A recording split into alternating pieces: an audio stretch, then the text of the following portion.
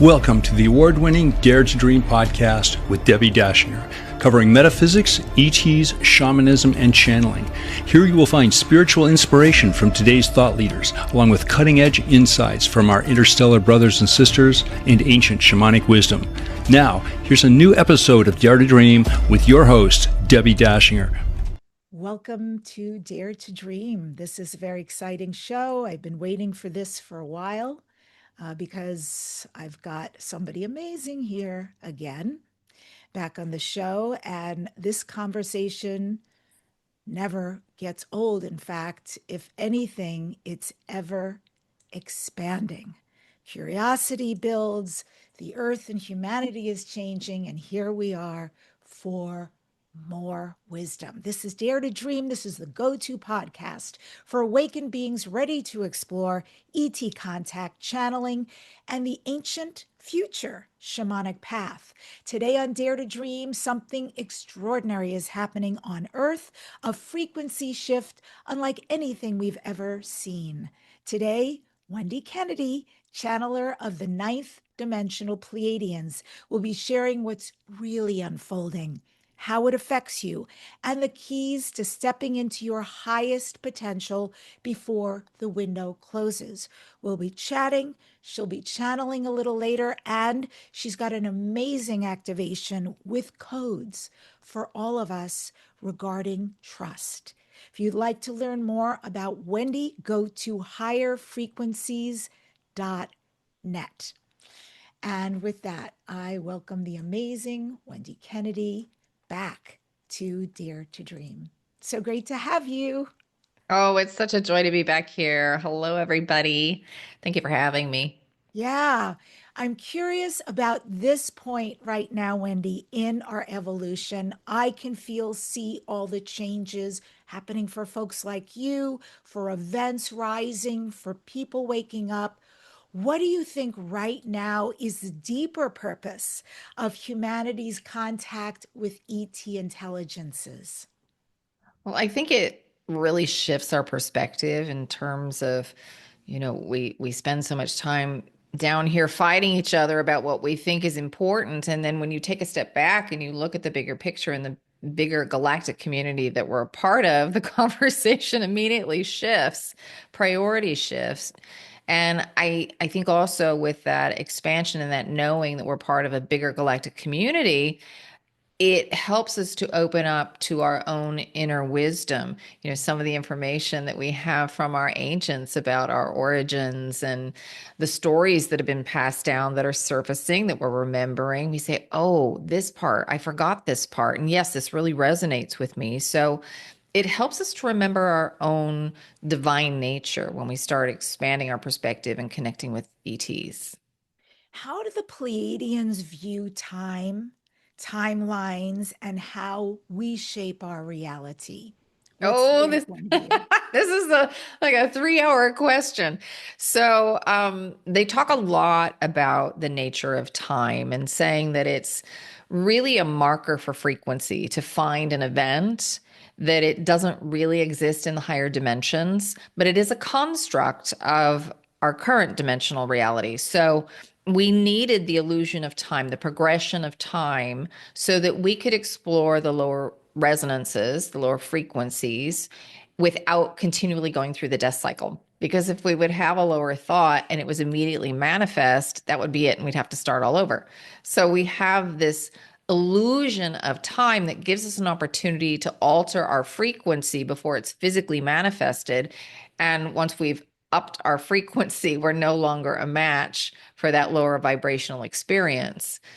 And the way that time truly exists, they say, is that it's all concurrent, past, present, and future are one.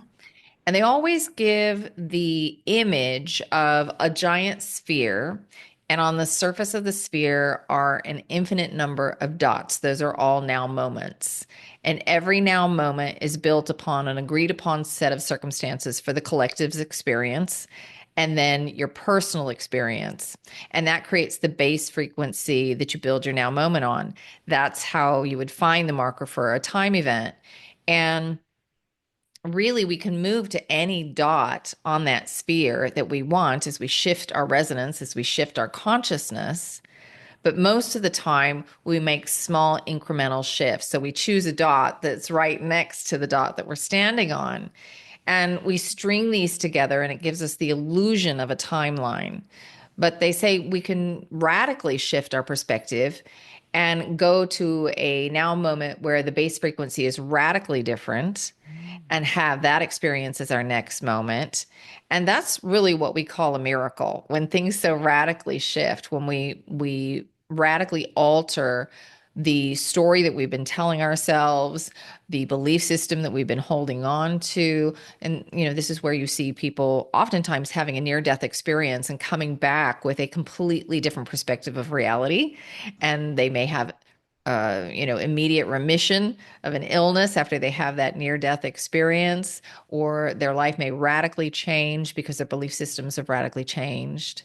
And, we have the opportunity to explore absolutely any frequency that we want. We just have to align ourselves to the specific frequency, the base frequency of the experience. And when we do that, we can radically change the world that we're experiencing. Now, it may be that the person next to you doesn't choose to go to that now moment where the frequency is so radically different, and that's okay. They can still be a part of your life. They may not be somebody that you talk to every day any longer.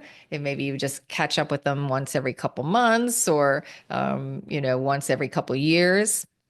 But you can have a reality that in some ways is different from what the collective is having as well, because your personal story is different.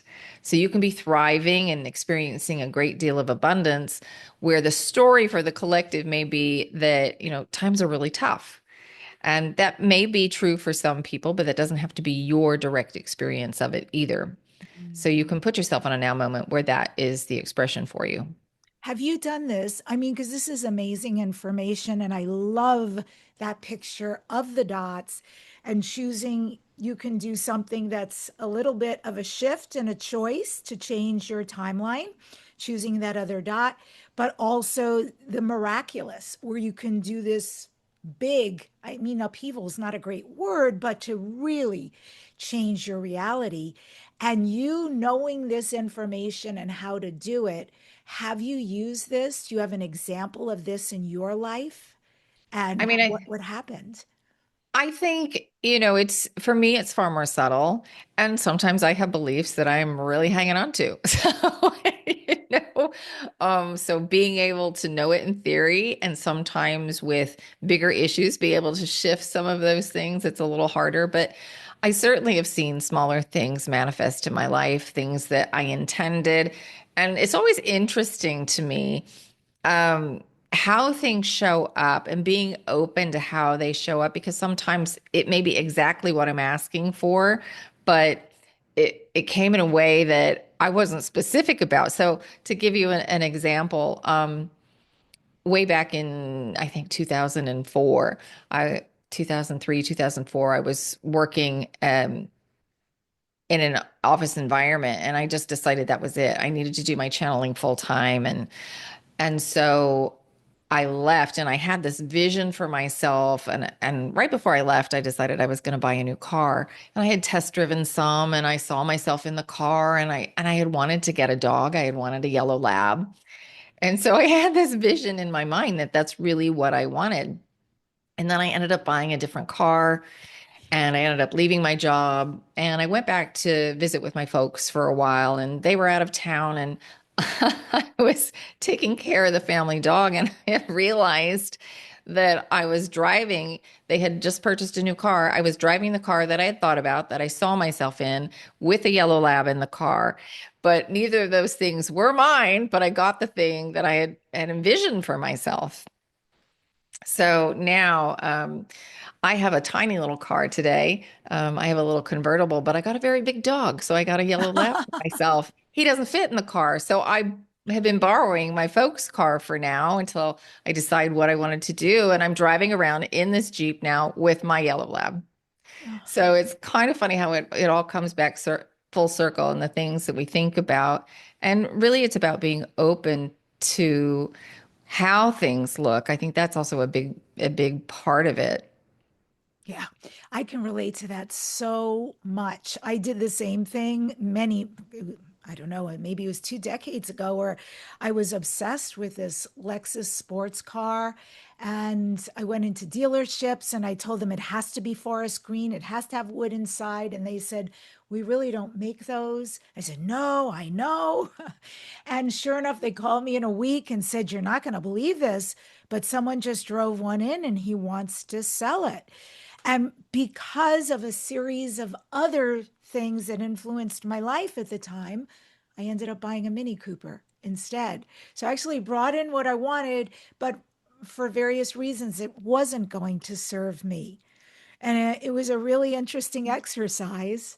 Um, and I honor that whole time. Like, I respect that I was still able to bring something that big and that unique, but that I had to make a different choice at the same time. So I could really Yeah. relate to what you're saying.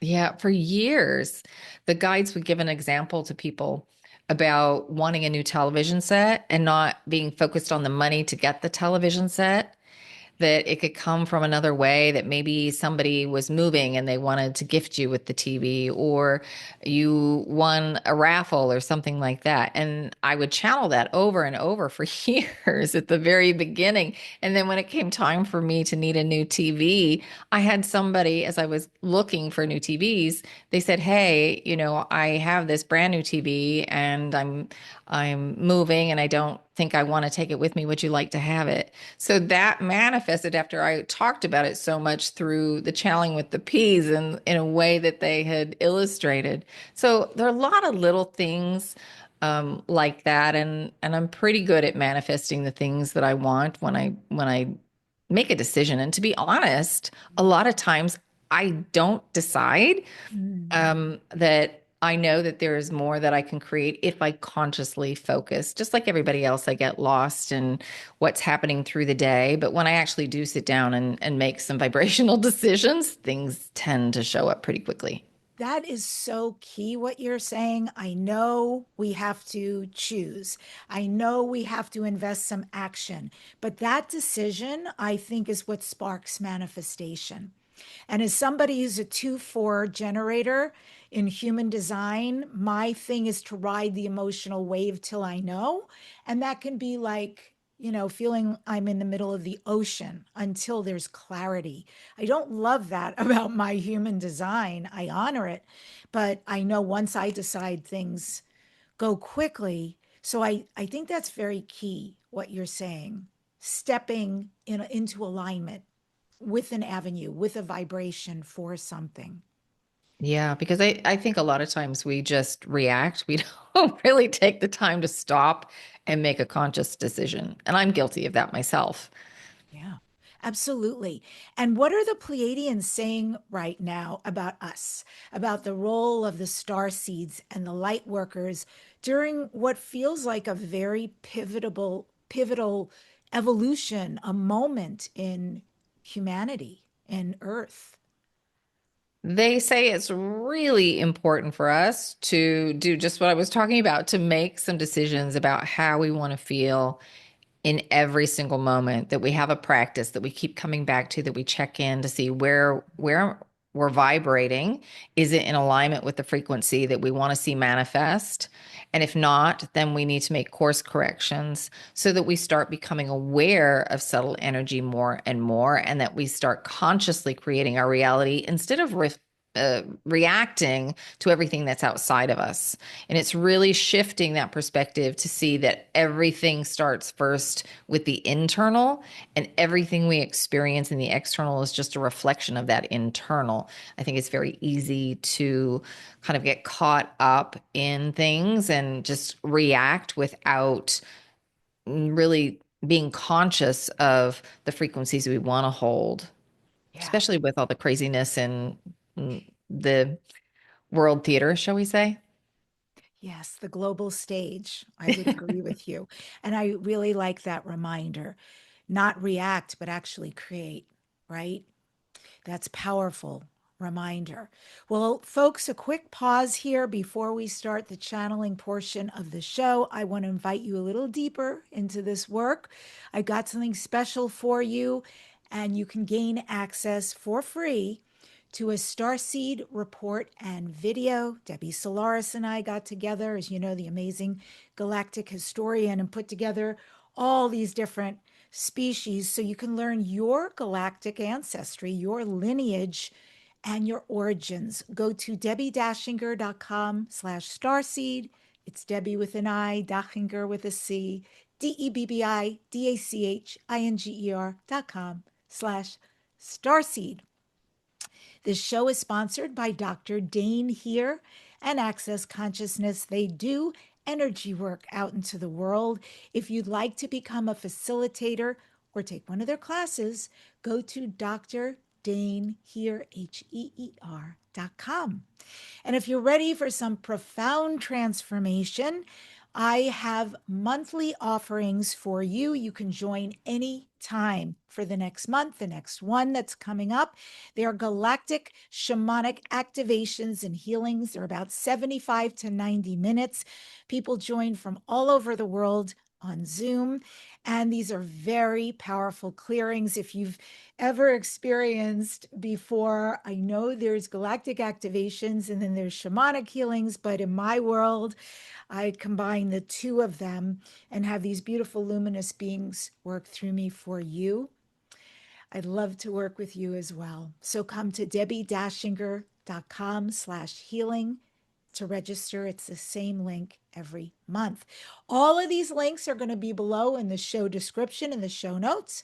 I am also speaking on the adventure of a lifetime celebrity cruise to the Mediterranean. Indeed, we have the most incredible presenters. We're going to Greece and to Turkey, March 2026. Super excited. Go to Mystery School at Sea, that's SEA, mysteryschoolatsea.com. And when it comes to referral, of course, please click on my name, Debbi Dachinger. I can't wait to work with you. Everything's included, the presentations, the food, your cabin, etc. And Wendy Kennedy here with us today is going to be channeling on stage and offering also a workshop at the West Virginia Channel Panel in November. You can get your tickets, and we'll talk more about that at the end. You can go to debbidachinger.com/channel panel. And if our conversation today is sparking something in you, share it with just one person who will benefit. Your support by subscribing, commenting, and sharing helps us reach way more star seeds and light workers around the globe. And so with that, I go back to the amazing Wendy Kennedy. And if it is okay with you, could we shift into the channeling right now? Yes. So for those who haven't experienced the Pleiadians before, just to let you know who they are a collective of about 2,500 beings of light. They don't have physical form, and they align with the star Alcyone, and they work with tone and sound, which is why their dialect is different than my own. It's really not any one particular dialect. It's just tones and sounds that resonate with you at a cellular level. So in addition to getting the information, it's as if you're getting a healing as well today.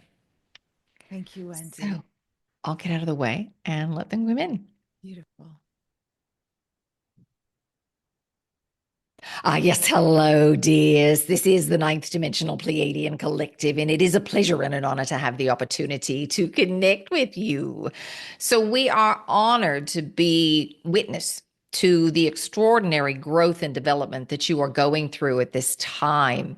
You are not always able to see your progress as you're in the midst of it, but you all are really integrating quite a lot in a very, very short amount of time. This is a very special period you're in. It's a nexus point where you are integrating many, many lifetimes of unintegrated, or shall we say, areas where you were still holding judgment in other lifetimes, that you are repeating those patterns here and now, trying to come at it from a different angle to actually integrate, to let go of judgment so that you can elevate your frequency.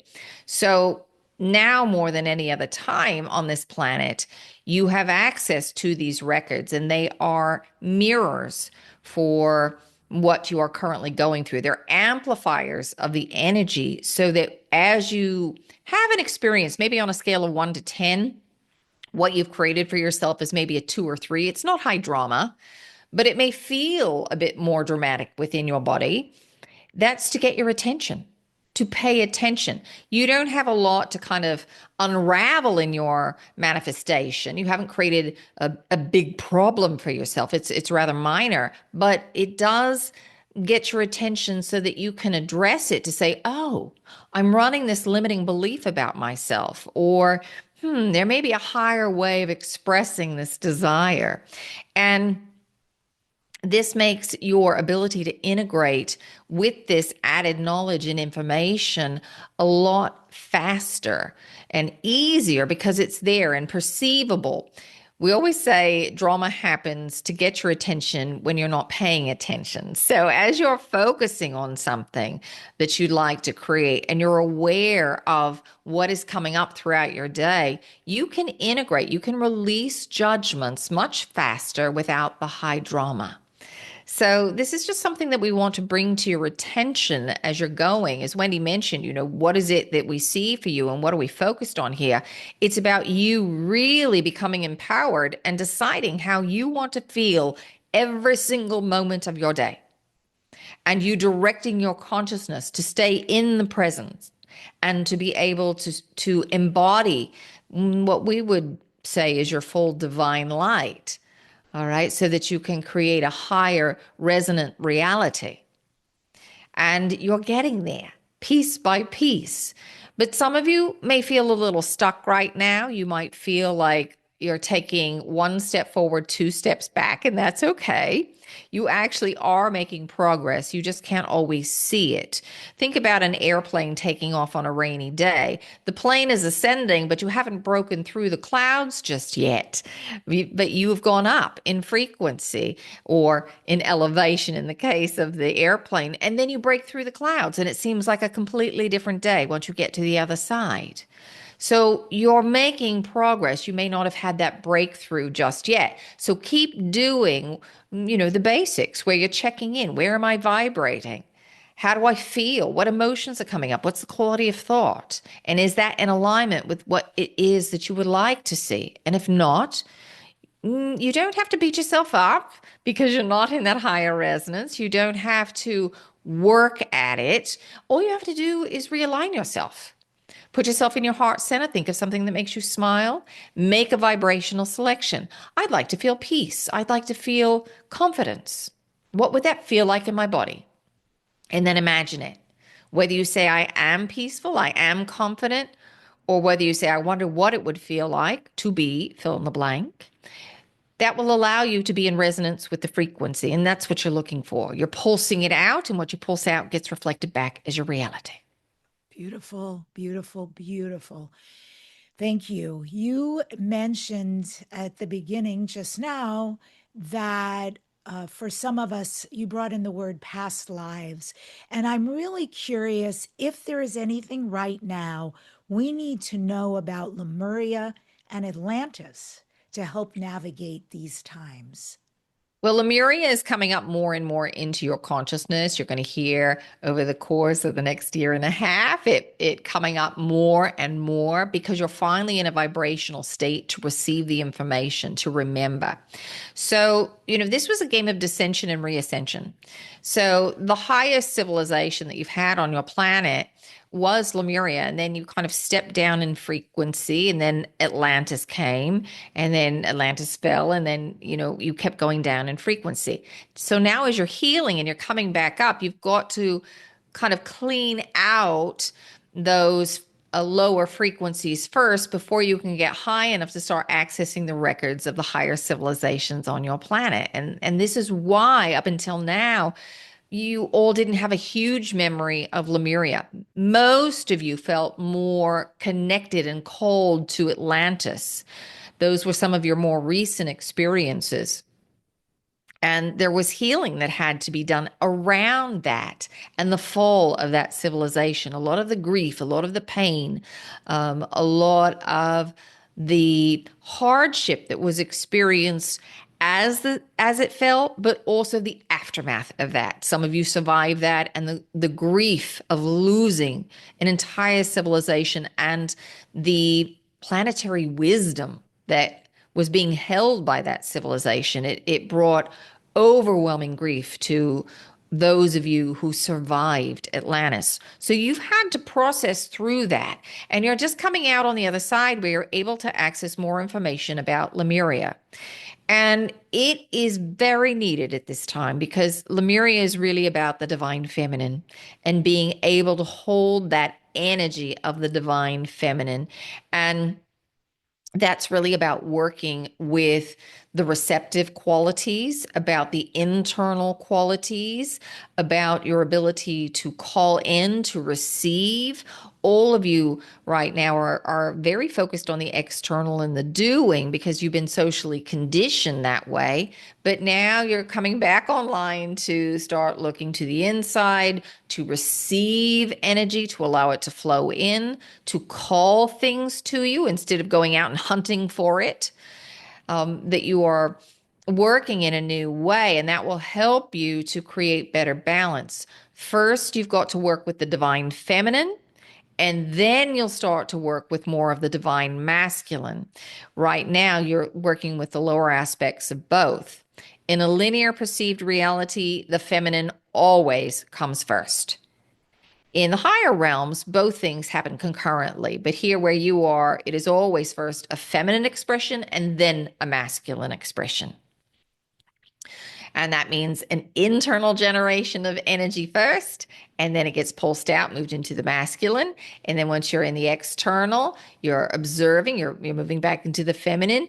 And then you find a frequency that is a vibrational match for what you'd like to experience. You step towards it, you move back into the masculine, and you are in a constant loop between the internal, the external, the feminine, and the masculine. And so this is what you're bringing back online. This is the key to manifestation. And the Lemurians understood this.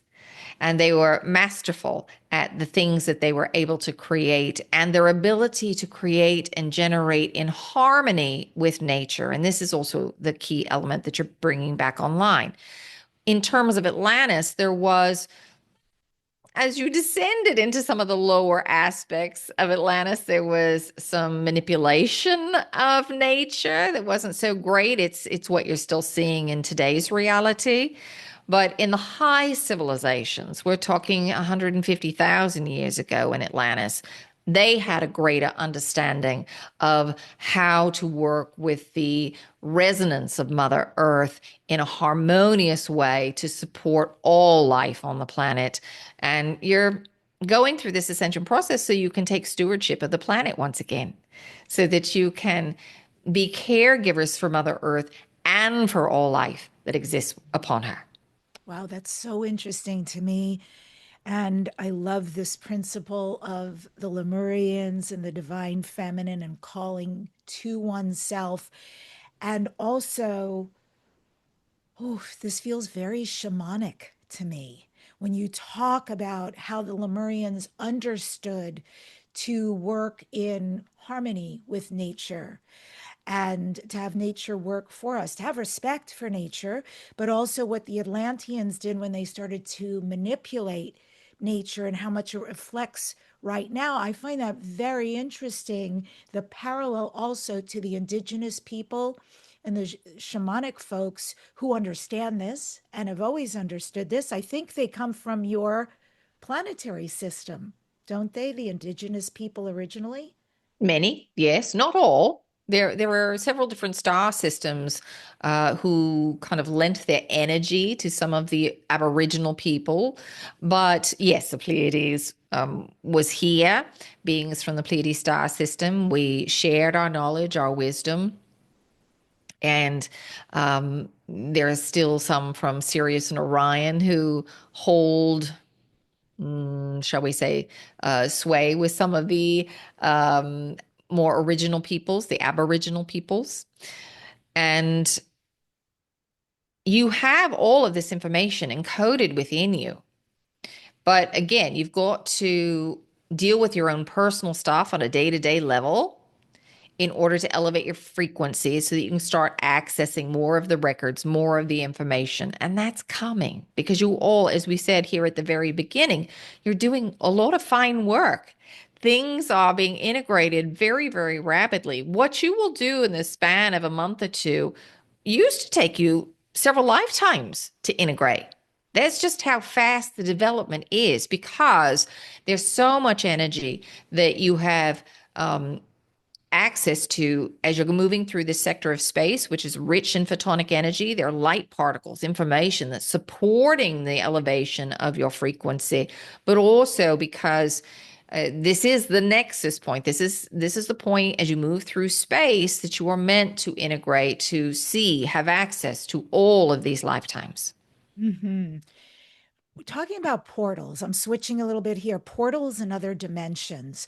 What other dimensional reality does somebody go into when they go through the Bermuda Triangle? Is there one endpoint or are there many?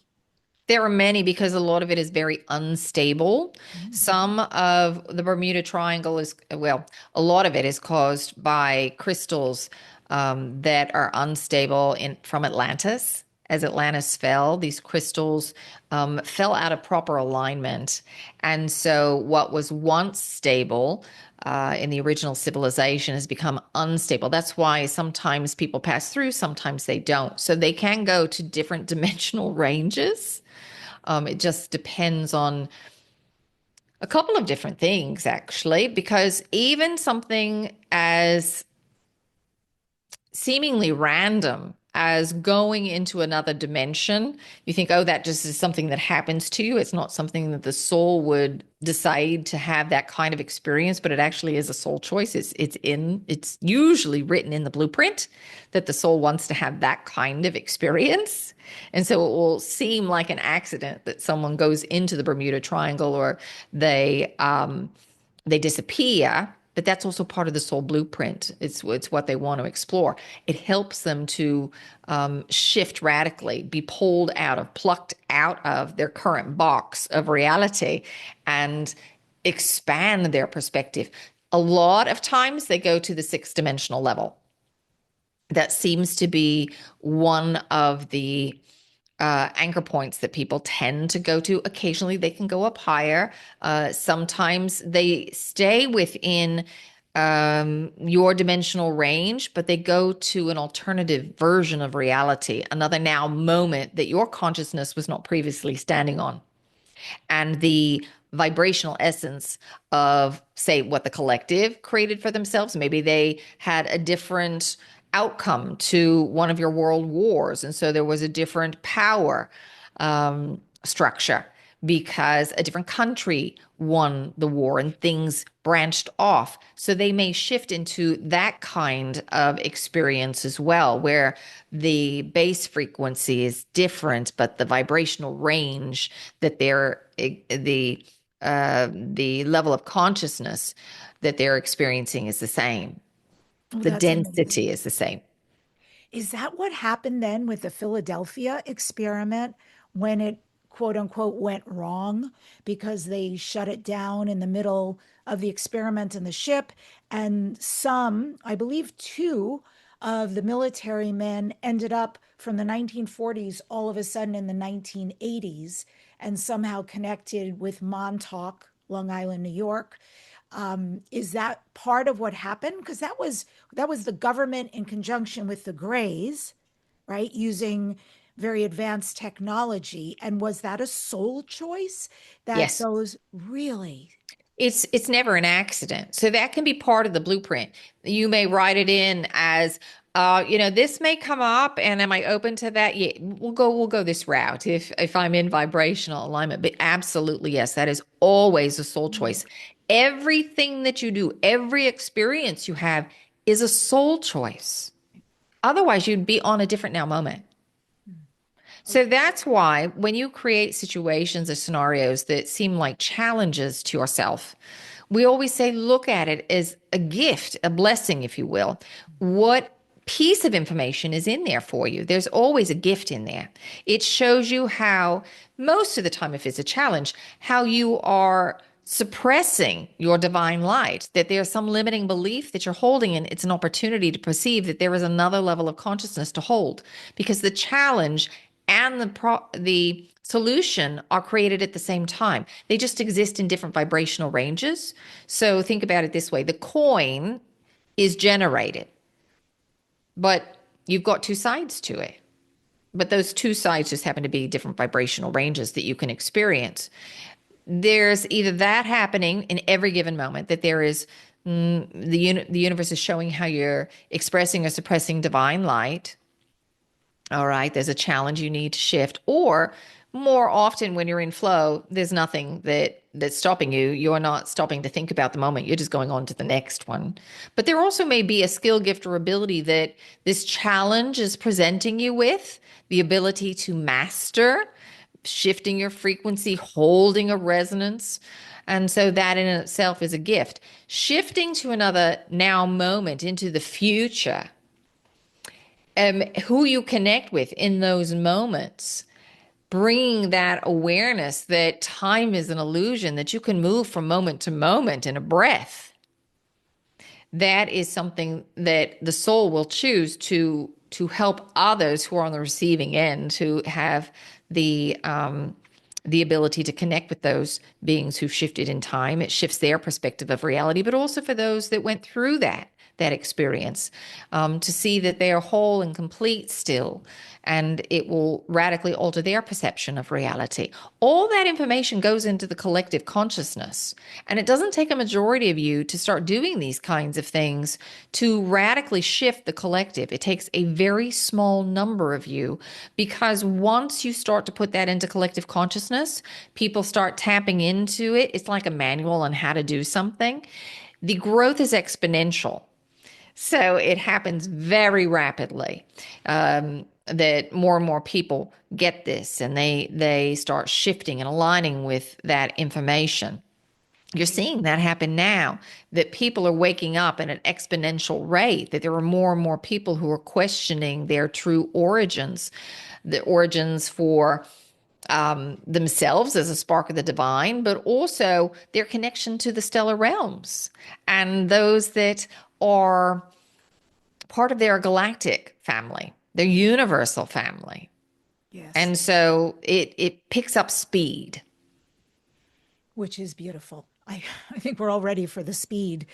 And thank you for that explanation. I want to switch to Antarctica, which I think for many of us is a fascinating, mysterious place. I know there were times of heat wave as well as loss of sunlight by degrees.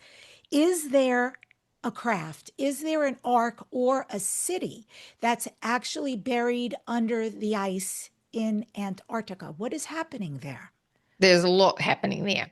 So you've got a couple of different things going on. So you do have beings that are kind of in the inner earth section. All right. So you think of Mount Shasta and the Lemurians that are residing there in Telos. There's something similar happening with at this point, it's a blend of humanity and ETs that are there. But then you also have under the ice, you have craft, and there are different levels and layers of this, different ages of these relics, if you will. So there are some that have been there for about 100,000 years, some that have been there for about 25,000 years, 26,000 years, somewhere in that ballpark. So there are different things that are there. There is, in essence, a city that is there, the ruins of a city. And then you also, yes, have what we would call motherships that are there. They're very old and very large. And then you have, those are inactive. And then you have some that are a bit more active. And there's a lot of life there as well, where you've got a lot of ET activity under the ocean. They have set up bases down there because you all don't go down there very often. They take advantage of some of the ley lines around the planet at different longitudes and latitudes. They take advantage of the natural flow of energy, and so they will set up bases around the world, oftentimes submerged, again, because you're not down at those depths. And then sometimes just above the land, out of resonance with your optic nerve so that you don't always see what is right there. They use cloaking devices and such, but they are able to connect with the energetic lines of the earth there. Is there an arc that's gearing up to come out of East Antarctica? Um, we're not quite sure how that's going to play out because that gets rolled into disclosure. So there are different factions who are working with your world governments to bring disclosure about. Those that are more, say, on the positive end of the scale, who really want to honor humanity, who don't want to generate more fear in humanity, we've been trying to work with your governments. And there is a lot of disagreement on the other side, all right, about how all of this should play out. There are some beings who are impatient, who are done with waiting for those in power. They're working at an individual level right now, but they're impatient and want to work with you collectively because they also want to interact with you, because you've got a tremendous amount of creativity and ingenuity. You have a lot of information for them in terms of the genetic material that you contain, the records that are easily accessible. It comes to accessing DNA, you also gain access to records. And these records are a little harder for some of these species to access because not all species are able to ignite the creator spark in the way that humanity is able to do that. And so for them, it's a little harder for them to see their history, to find alternative means. And also, because you've got genetic material from thousands of worlds here, you have along with that genetic material, a wide range of emotional, a wide range of records and kind of think about how-to manuals, how species in different parts of the system have worked through the very issues that you're trying to integrate right now. And not all these species have access to that. So this is a grand experiment. This is very, very special. And so they're very anxious to work with you. Others want to take a bit more of a hands-off approach. They're still waiting for you to come up enough. And this is why we've said before that there is a very strong probability in the summer of 2026 for you to have some level of disclosure, because some of these beings are just done waiting. So when you ask about this arc coming up, that is a game changer. What really is moving a lot of things along are the new technological developments that you all are making in terms of archaeology. You're seeing it with Egypt and the new radar, or the new uses of radar and data, how you're finding unique ways of interpreting what's already been there. And this is allowing you to step out of that control mechanism. Those who said, well, you've got to have a permit, you've got to do it this way, you've got to do it that way. You're stepping out of that control mechanism and you're making these discoveries. And so that growth in terms of the unfoldment of information, the archaeological discoveries you're going to make, those are going to unfold very, very rapidly. What you're talking about is a part of that. And we're not quite sure just yet what time frame that's going to fall in. It's still pretty strong for summer 2026. It could push into 2027. Think about your own governments when you've got a deadline for something, and then the talks and the negotiations are still going on, and that gets pushed back just a little bit. So that's what's happening here, but we don't see it going any further, at the very latest 28. So within 2 years, really. At the very, very latest, we see this happening because you as a collective are making the decision that you want to know your true roots. You want the truth. And so it will be. Mm-hmm. Is when you mention that there is a city, an ancient city buried there, is that Atlantis? Is that the Atlantis civilization buried there, or is it another ancient city? It's another ancient city. Atlantis was very large. It wasn't just in a localized area. There, it had branched out and went many, many different locations. Some of this it's not Atlantis. It's not Lemuria. It's ET based. So this goes back closer to the time of Lemuria. Some of this about 400,000 years ago, and they shared the planet with other ETs. ETs came and went. So at that high level of Lemuria, they remembered that they were part of a galactic community and they actually shared the planet with other beings from different star systems. Earth in its very early origins was kind of a vacation spot.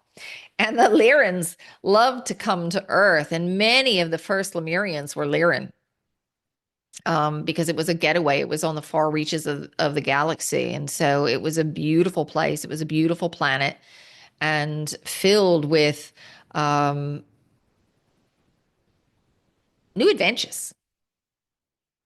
I love this. Earth as a resort, as a Yes, destination. it was before it was deemed a location for a grand experiment. And once that happened, it was more of a quarantine zone that there were only so many different species who could come in and access the planet without interrupting the natural progression of the planet itself. There had to be some soul contracts, karmic things going on. So the access was limited at Mhm. that point. Got it. And Noah's Ark, was it actually an ark and a giant ship, or was it an advanced spacecraft? Spacecraft. And you're talking about DNA, not literal animals on a ship. Well, there were some, but it's about DNA. It was about being a DNA bank. Hmm. Are there space arks that are located in the Ukraine, buried in the sand in the Ukraine and Russia? Um, mm, Not so much DNA arcs, but there are a lot of remnants of these ancient civilizations. Ukraine has a lot of portals that allow access to multidimensional destinations. That's part of the reason why there's so much going on there.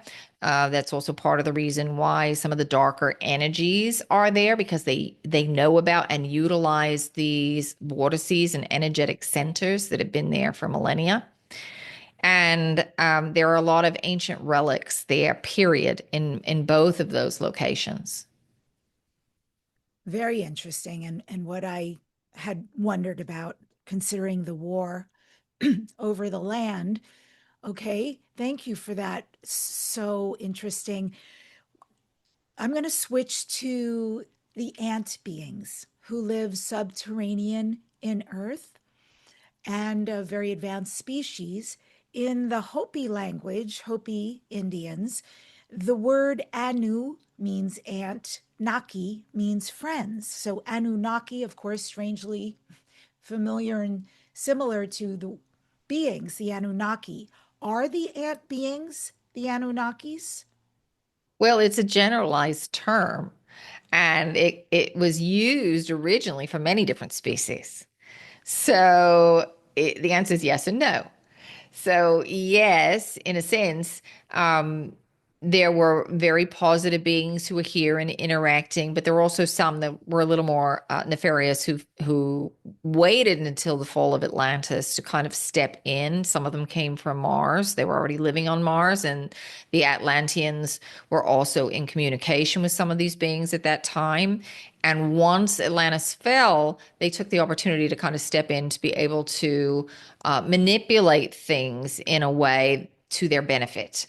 So they've kind of fallen under that label as well. This is also why it's so confusing for you all because you say, well, are the Anunnaki good or are they bad? So think about it this way, like a label of earthlings. All right. Are all Earthlings good? No. Are all Earthlings bad? No. So it's a bit of a more generic term, and there are subsets in there. So the ant people would be one of those subsets.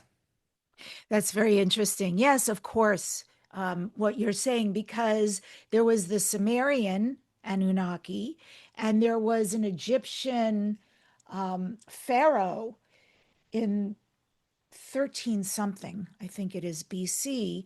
And when you look at the sculpture of him, he has this incredible elongated skull and very ant like looking eyes.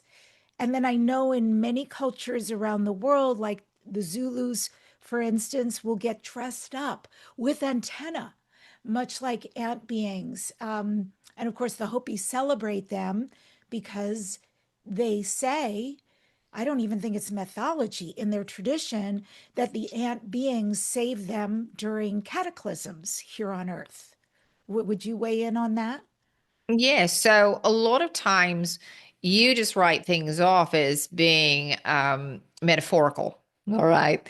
But in truth, they actually look different. Same thing with some of the felines, some of the aquatics, some of the bird people. All right, they actually look that way. The Pleiades system itself is quite rich and diverse with different species, more ant-like, some of them. A lot of the bird species will come from the Pleiades system, humanoids as well.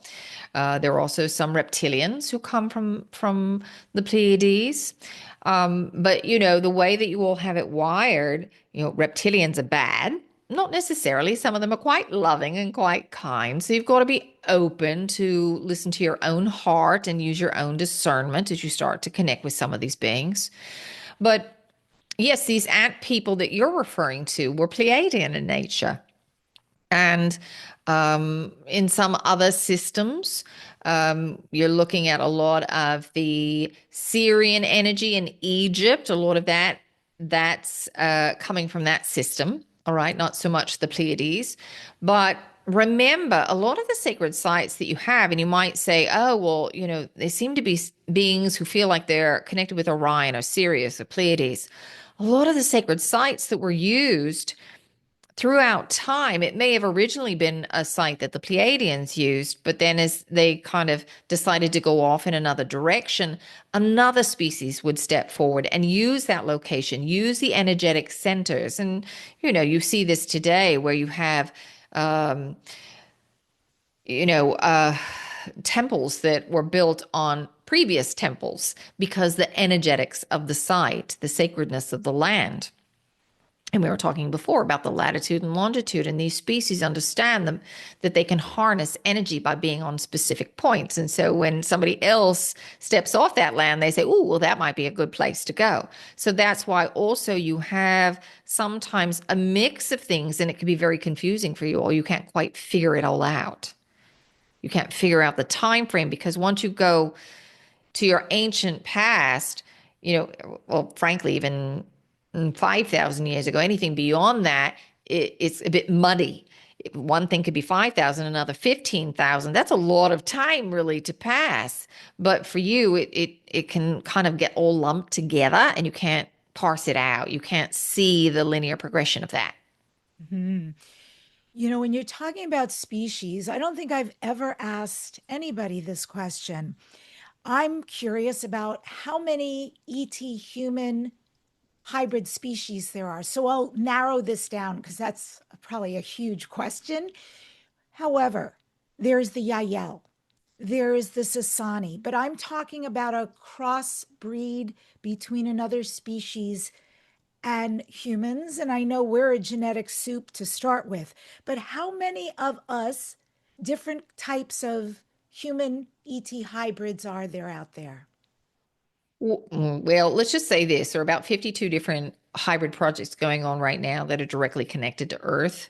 There are many more out in the galaxy where you have humanoids, beings who are very closely related to current humans where there are hybrid projects going on there as well. So there are many, many more hybrid projects on your planet that have nothing to do with the human species. There are beings who are here working with your dolphins, your whales, your other aquatic life, your insects, because their species may have donated that genetic material. And as they work with that genetic material, they have access to the records. So it's sometimes a sideways into the records of the collective of humanity. So there are many, many species who are here performing hybrid projects that don't involve humans. A lot of that is happening under your oceans or in your oceans under the sea.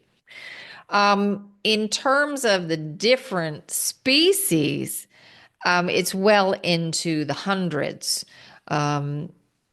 because one project might have several different species on it.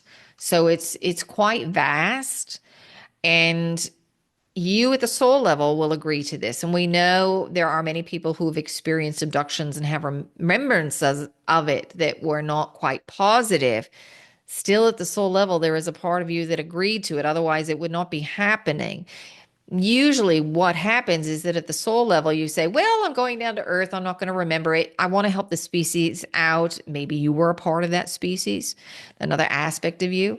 And so you think, well, I'm not going to remember. It'll be fine. Go ahead, whatever. But as you get into the game and you're playing it and you're increasing your consciousness, you realize, you begin to notice that, oh, I'm having memories of this. And you don't remember the full picture, the desire to be of service. You just remember the trauma from it. That's how you framed it. And it seems scary to you. Sometimes we liken it to you having a surprise party. And you walk into your house and all your friends jump out and scream at you.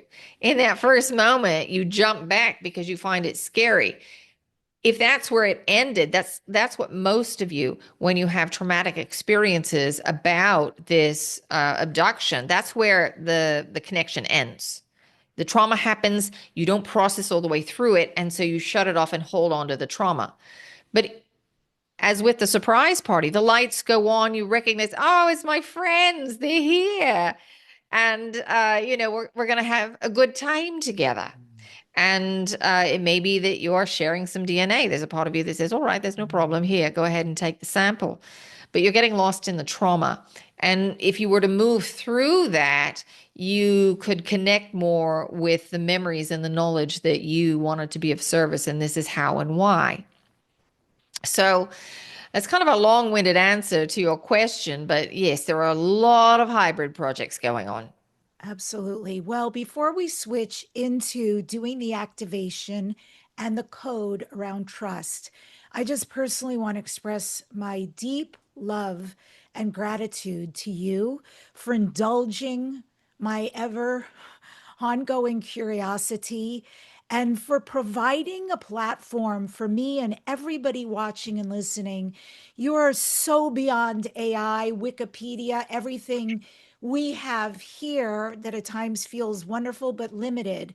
And the fact that I can ask you all these questions and you are so at the ready with this information and wisdom, I can't tell you how much it means to me. And I just needed to share with you before we move on how I feel about that and how much I appreciate it.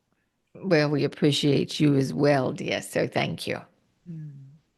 And now, folks, the P's are going to take us through an activation, and I'm going to pull up this very beautiful screen. So, for those of you watching on YouTube, Rumble, Spotify, you can see the code in this other language from the Pleiadians about trust. I trust in myself and in the divine order of the universe.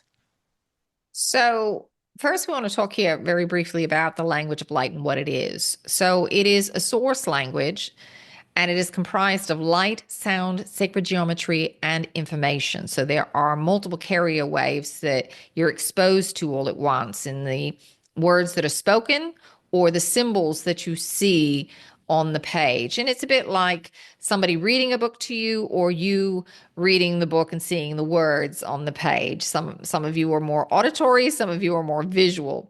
It's just a different way for you to get the information. And what the code is helping you to do, or the activation is helping you to do, is to attune your own frequency. So it's providing you with a reference point that you can then move to. It's a bit like somebody asking you to sing the note of C. If you don't have perfect pitch, it can be hard to reproduce that frequency.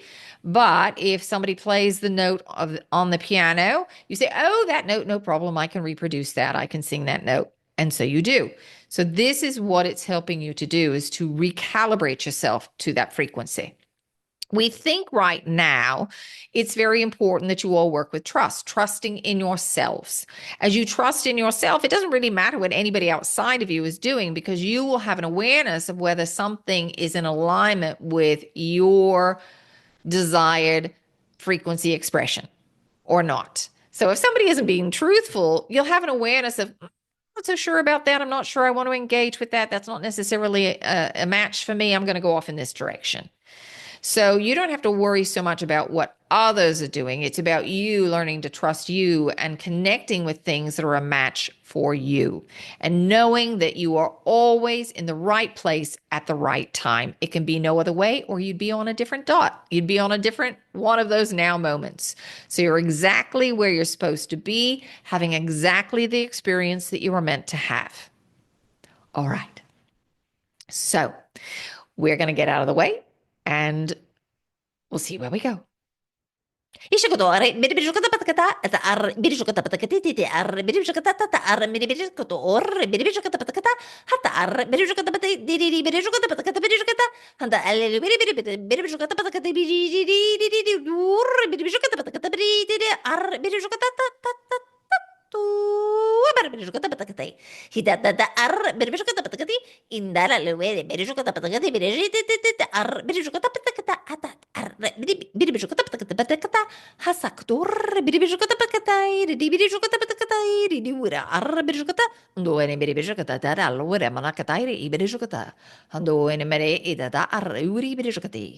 a nice deep breath.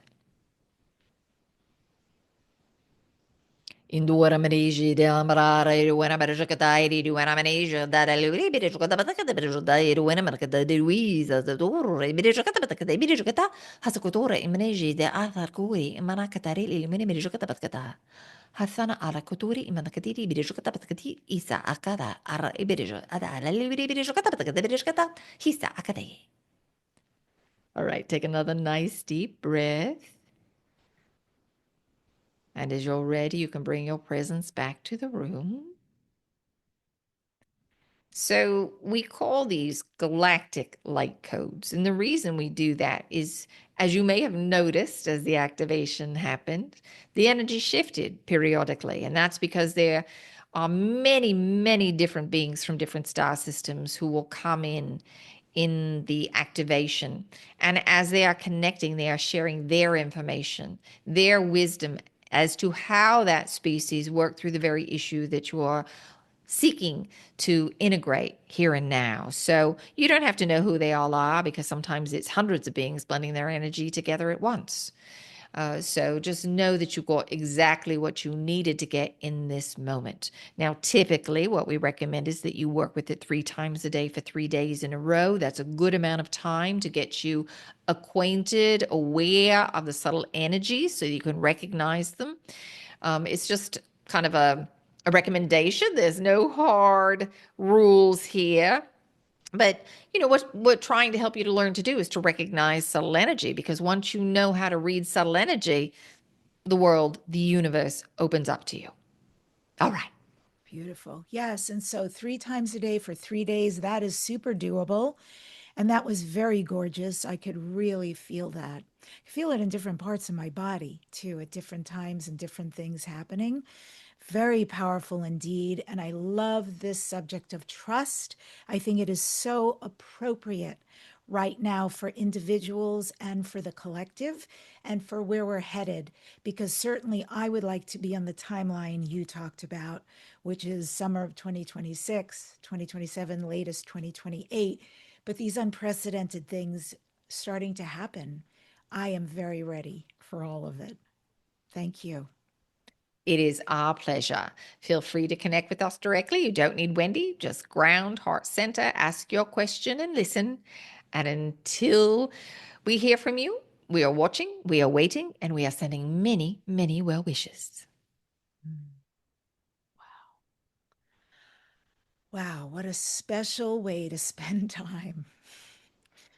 Really. Ah, Wendy, what a service. What a service you give. Thank you. Oh, thank you. It's extraordinary. I want people to know where they can find you next.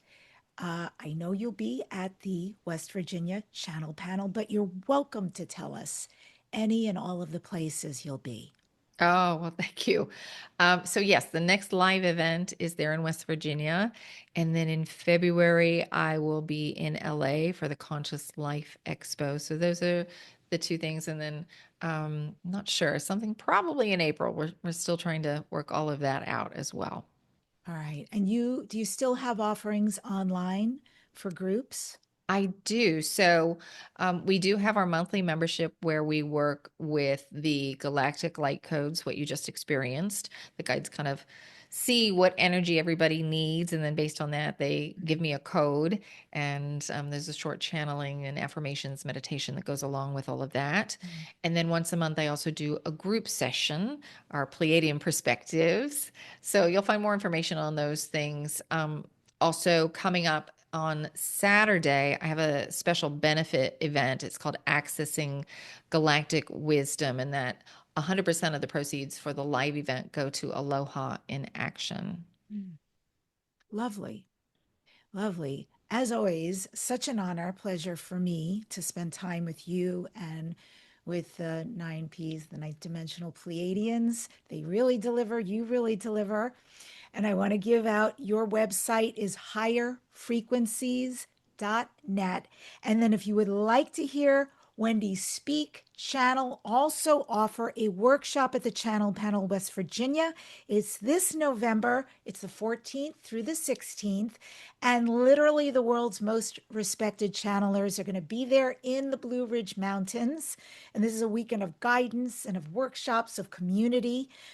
Some of my great friends will be there. It's not to be missed. Daryl Anka and Bashar, Rob Gauthier, Jamie Price, Vita Kukulhoff, Wendy herself, Pamela Arlen, and Marilyn Harper. They've all mostly been on this show recently, so you've experienced their magnificence. Get your tickets. Go to debbidachinger.com/channel panel.